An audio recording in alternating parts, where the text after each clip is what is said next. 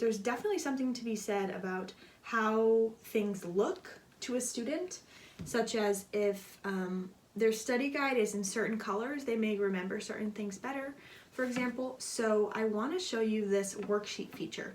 So if you go on Canva, essentially it's just a bunch of different templates with the opportunity to customize them all to your liking. So the one I want to perhaps click on today is, I mean, there are things for all ages in here, but say you want to do this one, and this is, it says my book review. You don't want it to say my book review because that's not what you need it for. Change it. Say it is your English study guide or something. Make the font smaller so it doesn't bleed over into other areas. Perhaps it's 28, perhaps it's 34. All right, so the title of the book is, you know what the title of the book, they know what the title of the book is. So let's get rid of that and let's say,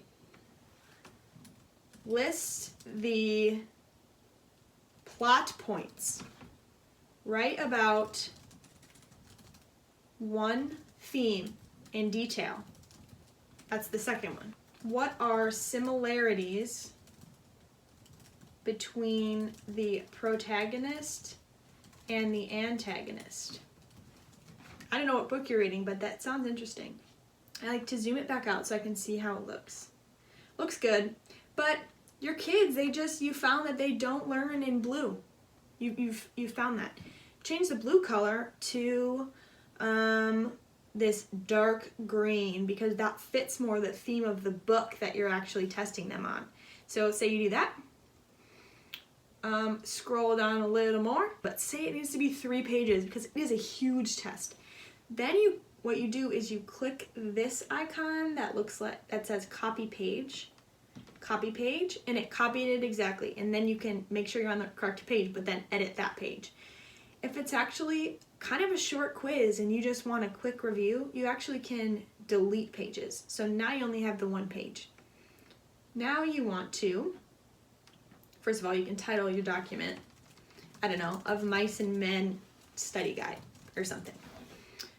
You're gonna wanna download it, so hit download. You should do PDF standard or PDF print. One is a smaller file size, so we could do that. Let's download it. Great, so it goes into your downloads or whatever, your desktop or wherever you save it. The next place you should go is to PDF Escape.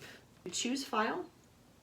How it is now is, of course, nobody can type in your document. It's just Canva doesn't allow you to make them a fillable PDF form, and if you don't use or have Adobe Reader, this is just the workaround. If you do, I think you're able to create fillable forms in Adobe Reader, but if you don't, use pdfescape.com. Here I have my study guide, it's all loaded in, and now I need to create where students are able to actually type in. You do form field, switch to text paragraph, or just text for these top ones because they're so small, and then you just drag where they're going to be able to type. You can change the font or the color or the size if you want. And then I do a right click, object properties, just to make sure it's left aligned. This one is not multi-line, so just so you know. So that looks good. And do the next one. You can fill in their section or their hour and do it again. So that looks good, but down here you want there to be multiple lines because this is there's more than one plot point, I'm guessing. So you form field it again, and instead of doing type text, you do type text paragraph. Hit select, drag it over the entire part that you want students to be able to type on, let it go, right click it to go to object properties. This time it's going to be checked multi-line, so that's good. And then you hit OK, and then you did that, and then you do it for the rest of the boxes. Now I'm done, let's say.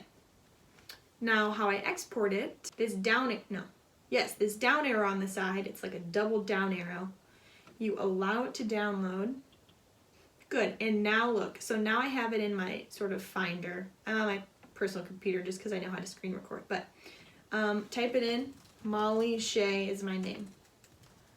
My section is English first hour, or whatever. Now I list the plot points. Multiple line now they can just type and type and type until they fill up that box, which is really good. Now that it proves that this actually works, you can go ahead, save your document, and then you can send it out and it'll be a fillable form. And again, why you'd want to do this is perhaps you would like to, just change the colors and make the study guide look engaging and presentable so students actually want to do it and therefore they're studying. So I hope you gained something from this video. If you'd like to see more Canva tutorials, let me know what you would like to see in my Corner Google form, which is in the description and in this email.